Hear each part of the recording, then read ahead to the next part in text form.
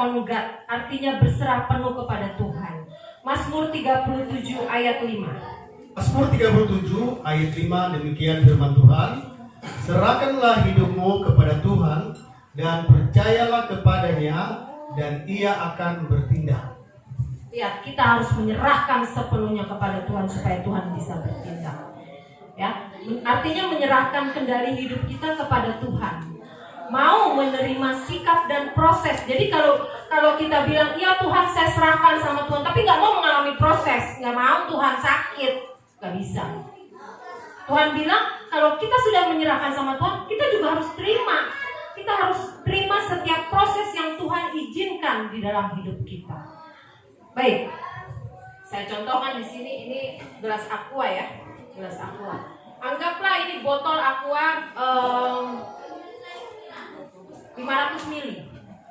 Kita pegang botol aqua ini berapa lama kira-kira kuatnya sebagai manusia biasa? 1 jam? 2 jam?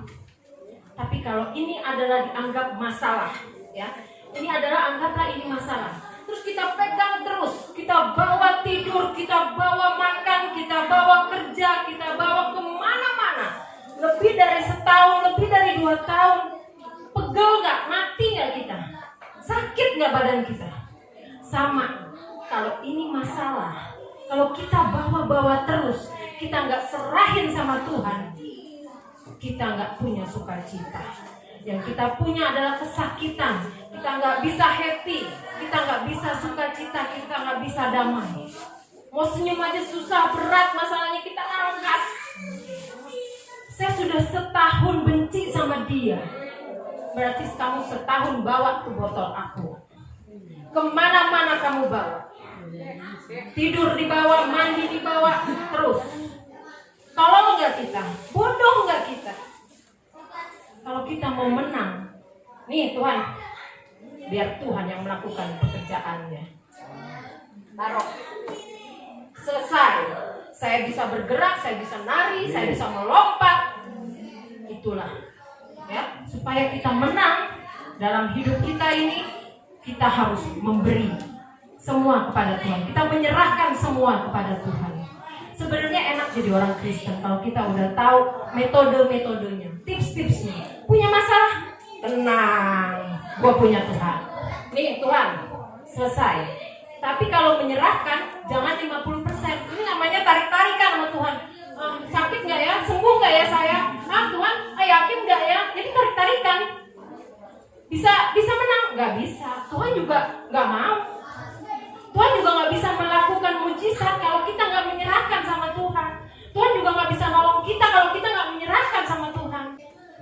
Saya mempelajari ada 3 sikap manusia, ya, apabila mendapatkan masalah. Yang pertama perumpamaannya adalah telur. Telur itu kan fragile ya, maksudnya gampang pecah, easy to break gitu ya, gampang pecah, hancur. Tapi begitu kita rebus di dalam air itu anggaplah masalah, dia jadi keras. Itu adalah sikap hidup orang Kristen yang tadinya begitu lembut, begitu lemah lembut, tapi begitu punya masalah dia menjadi keras hati sama Tuhan. Ya, jadi keras hati sama Tuhan. Dia mengeraskan hatinya. Dia nggak mau peduli lagi sama Tuhan. Malah dia bilang, "Allah Tuhan bohong, Tuhan nggak ada." Itu yang pertama. Yang kedua, kentang. Kentang itu keras, ya. Tapi begitu direbus di dalam air, kentang itu berubah menjadi lembek. Ada orang Kristen yang tadinya bersukacita, bla bla bla bla segala macam, tapi begitu dapat masalah, banyak orang ya, khususnya di pandemi ini, banyak orang yang sudah menyerah. Ada yang mau bunuh diri, ada yang udah hopeless. Itulah kentang.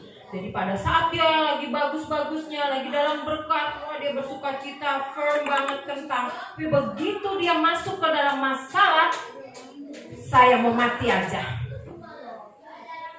Saya mau mati aja Tuhan. Saya sudah tidak sanggup. Tapi ada yang ketiga, kopi. Kopi cuma bubuk, nggak ada apa-apanya. Tapi begitu dia ketemu air mendidih, dia menjadi sesuatu yang bisa kita minum.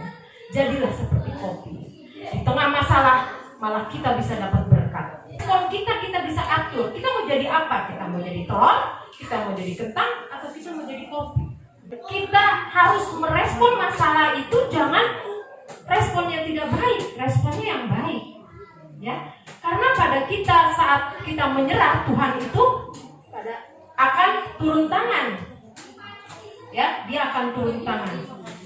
Lalu yang kedua, ini yang ayat pegangan hidup saya, yaitu 1 Korintus 10 ayat 13. Yuk sama-sama kita baca supaya kita sama-sama kuat. Kalau ada masalah, back to Bible.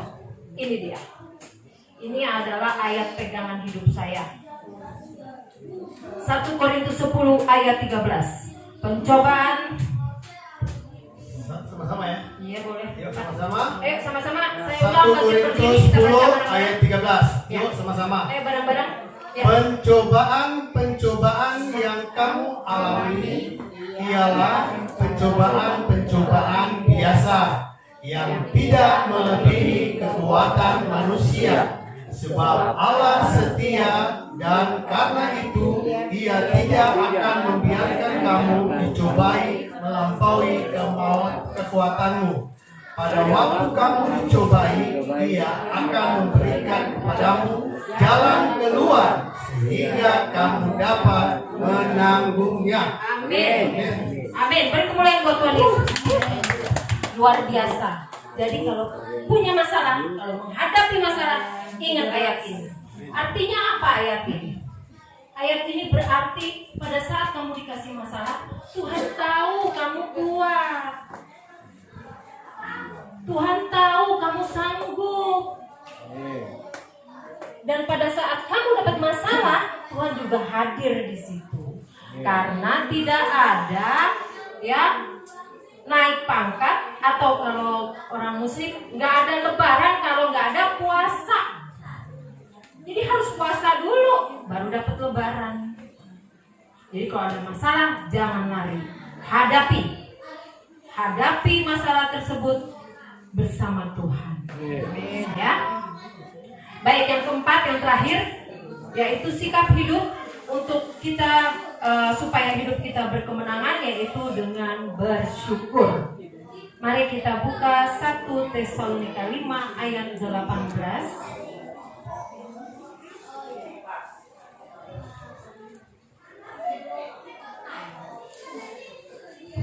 1 Tesalonika 5 ayat 18. Mengucap syukurlah dalam segala hal, sebab itulah yang dikehendaki Allah di dalam Kristus Yesus bagi kamu. Ya, bersyukur itu bukan pilihan, tapi keputusan. Bersyukur itu bukan berdasarkan situasi dan kondisi. Kalau saya lagi kaya, saya bersyukur. Kalau saya lagi happy, saya bersyukur. Tidak. Apapun yang terjadi, hidup kita mau bagaimanapun, kita harus bisa mengucap syukur. Karena itulah yang dikehendaki Tuhan. Ya. Mengapa kita harus bersyukur? Jadi kita itu harus bersyukur karena itulah yang dikehendaki Tuhan. Baik, yang kedua, 1 Tawarik 16 ayat 34. Syukurlah kepada Tuhan sebab Ia baik, Ya. bahwasannya untuk selama-lamanya kasih setianya. Bersyukur karena apa? Tuhan itu baik. Apapun yang terjadi, Tuhan itu baik. Kenapa kita harus bersyukur? Bersyukur itu lawannya bersungut-sungut, lawannya khawatir. Mari kita buka di Keluaran 15 ayat 24. Firman Tuhan, lalu bersungut-sungutlah bangsa itu kepada Musa. Kata mereka, apakah yang akan kami minum? Lihat bagaimana umat Israel sudah dikeluarin dari Mesir sama Tuhan, sudah melihat mukjizat yang begitu rupa dari Tuhan, tetap bersungut-sungut. Inilah sebabnya bangsa Israel 40 tahun lamanya baru nyampe di tanah perjanjian. Kalau kita tidak bersyukur, kita bersungut-sungut, Tuhan lama jawab doa kita. Jadi kalau kita bersyukur, itu mempercepat mukjizat Tuhan terjadi. Baik, yang keempat, Filipi 4 ayat 6. Itulah hendaknya kamu khawatir tentang apapun juga, tetapi nyatakanlah dalam segala hal keinginanmu kepada Allah dalam doa dan permohonan dengan ucapan syukur. Amin. Filipi 4 ayat 6. Mengapa kita harus bersyukur? Supaya doa kita dijawab sama Tuhan. Amin. Saya ada sedikit kesaksian di mana Filipi 4 ayat 6 ini adalah kunci saya sembuh dari penyakit. Jadi suatu waktu saya habis melahirkan Dirsya, saya masuk rumah sakit, saya kena penyakit ada DBD, tipes dan kelainan fungsi lever. Nah, pada saat itu trombosit saya turun. Saya minum obat terus-menerus, disuntik selama 6 jam sakitnya begitu disuntik. Jadi saya benar-benar menderita.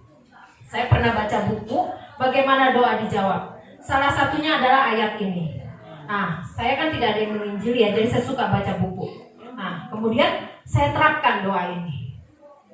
Saya mulai gila. Saya bilang sama suami saya mau berhenti minum obat.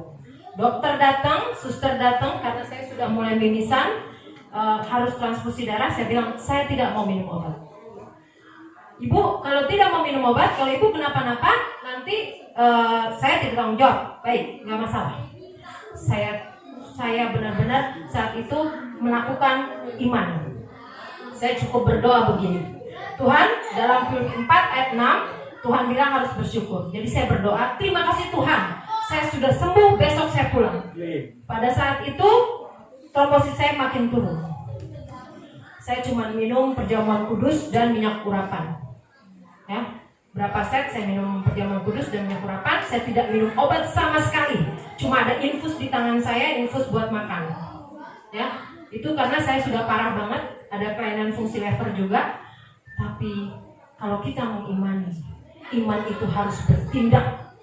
Ya, iman itu harus bertindak. Nggak bisa saya iman sama Tuhan, tapi tidak ada tindakan. Saya bertindak saat itu, saya tidak minum obat, puji Tuhan. Pagi-paginya Tuhan menjawab, saya pulang. Semua penyakit saya Tuhan dokter periksa tidak ada.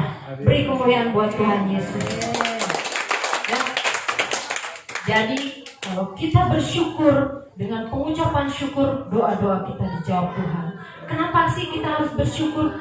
Kalau di dalam dulu agama saya kita harus husnuzon. Kita harus berbaik sangka. Nah, kita juga harus berbaik sangka sama Tuhan. Nah, satu hal yang saya mau bagikan di sini, dengan bersyukur hidup kita bahagia. Bukan dengan bahagia baru bersyukur, tapi bersyukur dulu baru bahagia. Demikianlah firman Tuhan, kiranya memberkati kita semua.